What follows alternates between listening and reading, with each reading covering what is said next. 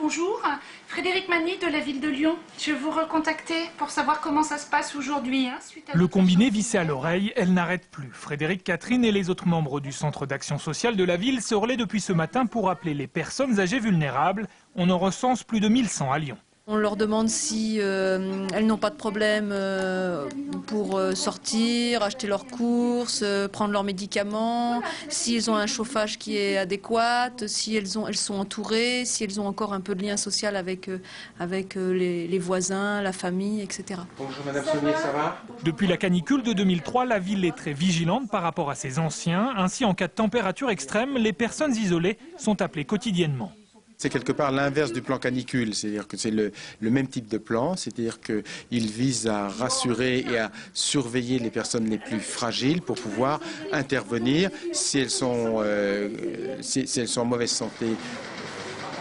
En cas de problème, c'est aux agents de la police municipale lyonnaise de prendre le relais. Ils se déplacent alors au domicile des personnes âgées pour vérifier l'état de santé de la personne et lui rappeler quelques règles de vie élémentaires en période de grand froid. Nous leur conseillons de surtout boire, parce qu'avec le chauffage, elles se déshydratent facilement. Et nous leur demandons si elles ont des personnes à qui contacter en cas de problème. C'est une dame, le seul d'abord chez moi. Ces appels et visites de courtoisie rassurent généralement les personnes âgées, souvent très isolées en période hivernale. Je ne suis pas sortie tous ces temps-ci, vous voyez, je ne suis pas sortie parce que, d'ailleurs, le docteur me l'a interdit.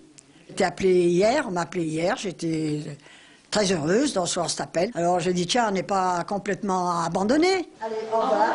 Au revoir. Le dispositif sera maintenu par la ville jusqu'au retour du beau temps, annoncé pour demain ou jeudi au plus tard par Météo France.